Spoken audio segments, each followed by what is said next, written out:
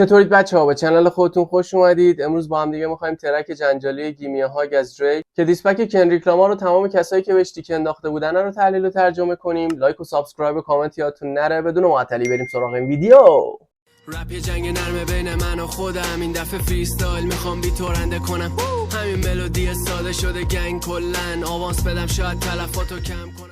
ترک گیمی هاگ به معنی بیا بغلم کنه و 3 پارت و 3 تا بیت سویچ داره. این ترک دهم آلبوم Some Sexy Songs For You از دریک و پارتی نکست دوره که قبلا تحلیل و بررسیش کردم. لینکش رو این بالا میذارم، پیشنهاد میکنم حتما ببینید. اول ترک بیتش با صدای لوپ که سامپل شده شروع میشه.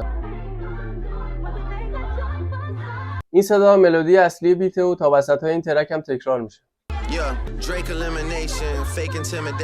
اول ورس 1 به مصاحبه کانیه وست اشاره میکنه که اونم یه دیسترک روی بیت لایک دت مترو بومین به دریک داده بود.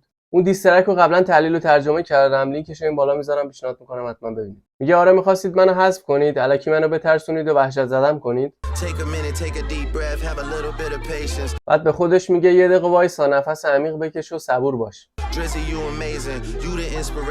تو ادامه میگه دریزی تو شگفت انگیزی و الهام بخش و الگوی نسل‌های بعدی هستی. دریزی یکی از لقب‌های دریک به معنی بارونی که قبلا آدرس ایمیل دریک به اسم دریزی دریک بوده. و وقتی لیل وین این اسمو میشنوه از اون به بعد این لقبو بهش میده که به معنی نشأم میشه.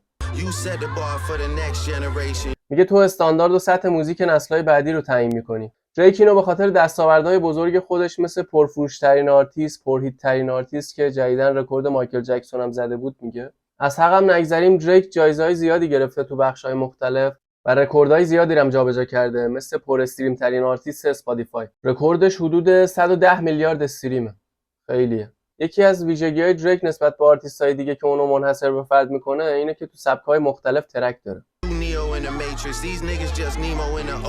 اینجا به همه کسایی که بهش پشت کردن و دیسش کردن، به خصوص کنریک لامار تیکه باحالی میندازه و میگه قسمت اولش رو به خودش میگه، قسمت دومو به دشمناش. میگه تو مثل نیو تو فیلم ماتریکسی که هرچی تیر بهش میزدن جا خالی میداد، ولی این چاقالا مثل نموی دلقک ماهی تو اقیانوسن که نمو کوچولو رو به خاطر قد کنریک بهش میگه.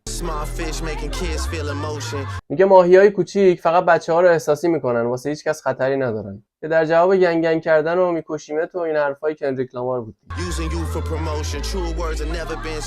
دوباره به خودش میگه از اسم تو برای بالا رفتن و دیده شدن خودشون استفاده کردن. میگه حقیقت‌ها و حرفای درست هیچ وقت گفته نشدن. اینجا داره به دیسترکایی که کنریک لامار و بقیه رپرها بهش داده بودن اشاره میکنه و میگه همه حرفاتون چرت و پرت بود و الکی بزرگش کردن. هیچ کدوم از حرفاتون راست نبوده. این جمله دریک هم 2 تا معنی داره. اونم به خاطر کلمه ریپه که هم به معنی جر دادنه، هم به معنی تسلیت گفتن و مردن یه نفر. معنی اولش اینه که این چاقالا میخوان مردن و تموم شدن منو ببینن. معنی دومش این میشه که این چاقالا میخوان عکس منو روی تیشرت با نوشته RIP دریک ببینن که انگار من هالک هوگانم. هالک کشتی کچکار قدیمیه که طرفداراش تیشرت‌های RIP میپوشیدن. اینجا میگه من از طرفدارای واقعیم که تو سختی‌ها بهم وفادار موندن تشکر میکنم. این فقط یه هدیه کوچیک بود. یه من عاشق آینده نگری و رویا پردازیم. یه معنی دیگه هم میتونه داشته باشه که من عاشق آدم دوراندیش و رویا پردازم. اینجا میگه تنها دلیلی که من دوست دختر ندارم و ازدواج نکردم اینه که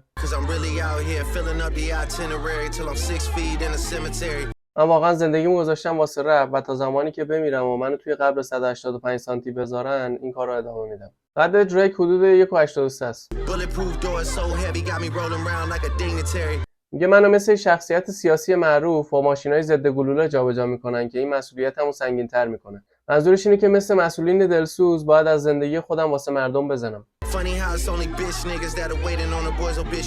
اینجا دوباره به جریان متحد شدن رپرها واسه زمین زدن خودش اشاره میکنه و میگه جوری که این چاقالای نامرد منتظر اعلامیه مرگ منن واقعا خنده داره. اینجا کلمه بیچ نگاه معنای مختلفی داره، به معنی لاشی، عوضی، چاقال و نامرد. بعدش میگه این عوضی‌ها میخوان از مردن من واسه رشد خودشون استفاده کنن. دریک منظورش از مردن تموم شدن کریر آرتیستیشه.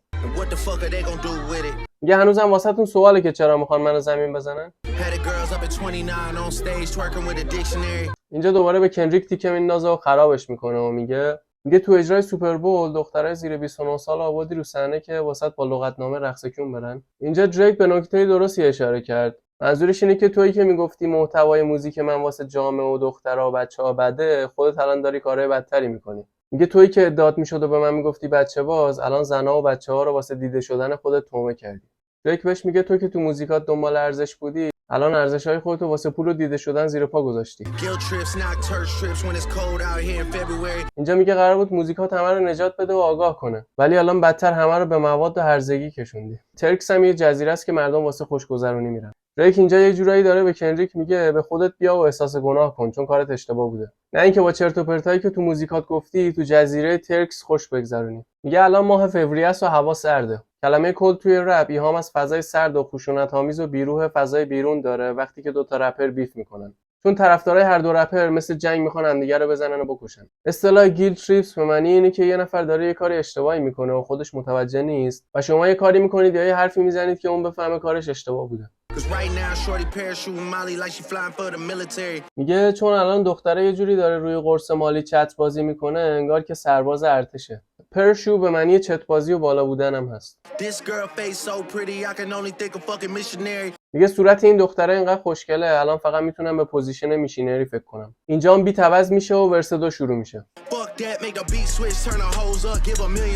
ورس 2 رو یه خورده خشن‌تر شروع میکنه و میگه بی خیال گوره باباش، بیتو عوض کن، به جنده‌های کلاب بگو مشغول به کار بشن و بهشون $1,000,000 پول بده. $1,000,000 خیلیه. داره پوز ثروتش هم میده دیگه. میگه الان انقدر ویلا رزرو کردم انگار دارم واسه شون صورت حساب میفرستم. اینجاش هم یه حرف باحالی میزنه و میگه پسر لیل درک بهم گفت آهنگ ماروینز روم از دریک آهنگ مورد علاقه‌شه که باهاش میرقصید. ماروین روم یکی از آهنگ‌های پرطرفدار دریکه. میگه هزاران رپر سیاه‌پوست در مورد قتل رپ میکنن و فقط 10 تاشون اون رو واقعا انجام میدن. اینجا مشخصه که داره به کندریک لامار میگه تو لب و دهنی، قاتل نیستی. اینجا به 21 سویج میگه تو تنها سیاه‌پوستی هستی که وقتی من تو دردسر میافتم هوامو داری و حالمو میپرسی داداش. به ملیسا فورد همکار جو بادن میگه تو یه افسانه اهل کانادایی، متنفرم وقتی میبینم با یه آدم چاقال و خایمال میگردی. جو بادن یه رپره که خودشو بازنشست کرده و الان تو یوتیوب پادکست میگیره و تو یه سری پادکستاش هم کلا به دریک تیکه انداخته بود، ازش بد گفته بود. ملیسا فورد هم یه زمانی دوست دختر دریک بوده. میگه تابستون امسال قرار عالی و خفن باشه، به تونی بگو موتور رو روشن کنه. تونی هم یه دلاله که واسه دریک ماشین میخره. اینجا دریک منظورش اینه که امسال میخوام انقدر ترکای هیت بدم که با پولش یه ماشین جدید بخرم. میگه به مایک بگو سقف کلاب بوبی خیلی پایینه، ما چجوری قراره $100 رو به هوا بندازیم؟ منظورش از پایین بودن سقف کلاب پایین بودن انرژی کلابه. بعدش هم میگه دیم لعنتی، باورم نمیشه. اینجاش هم یه خورده آروم و ملودیک میشه و دوباره به همه دشمناش میگه اونا آهنگ معمولی میدن ولی ما آهنگای قوی تری میدیم. میگه کیرم تو بیف رپی، ما میخوایم پارتی رو گرم کنیم. میگه میخوام پارتی رو واسه جنده ها گرم کنم. اینجا هم یه لفظ باحالی میاد و میگه شلوار نایکت یه جوری کونتو بغل کرده انگار دلتنگش شده بوده. تایتس به شلوارهای جذب میگن. میگه چه خبر؟ مردا از من متنفرن ولی زنها عاشق من. میگه بعد چند وقت وارد کلاب شدم و باورم نمیشه، دلم واسه شما جنده ها تنگ شده بود، بغلم کنید. دوباره میگه بغلم کنید بغلم کنید. اینجا هم دوباره بیت سویچ میشه و یه بیت چیل و آروم میاد و میره توی ورس 3. توی این ورس دریک به زندگی عادیش برمیگرده و میره توی کلاب منطقه 29 هیوستن. به دخترایی که تو کلاب کار میکنن میگه آره میدونم تو کلاب کار میکنی. میگه میدونم این مردم ممکنه قضاوتت کنن ولی گور باباشون، تو مثل خانواده مایی. پس بیا اینجا و یکم بهم عشق بده، بیا بغلم کن. میگه دلم واسه شما جنده ها تنگ شده بود، بیاد بغلم کنید. دوباره میگه بغلم کنید بغلم کنید.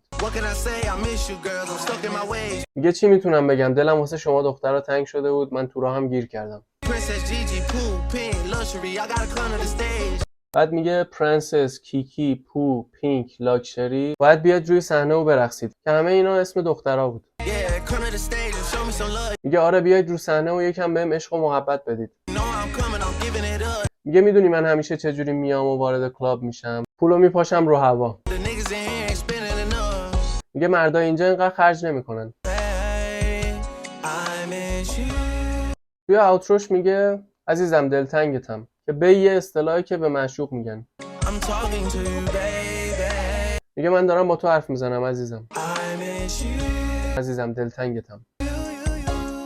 بعد میگه تو آره. خب اینم از ترجمه ترک گیمیا های. خیالمون راحت شد که عمو دریک هم به زندگی عادیش برگشت و حالش خوب شد. دریک خودش میدونه که وقتی با یه آدمی که از لحاظ شهرت پایین‌تر از اونه مثل کنریک لامار بیاد هر چقدرم جنگ و بیف کنه، هر چقدرم ترک‌های بهتری از اون ببنده، بازم باخته واسش، چون اون اومده که از این شهرت بگیره دیگه. و دریک هم اینو فهمید و واسه همین بیخیالش شد. دمتون گرم که تا اینجا با من همراه بودید. نظراتتون حتما واسم تو کامنت ها بنویسید. لایک و سابسکرایب یادتون نره. تا ویدیو بعدی بدرود.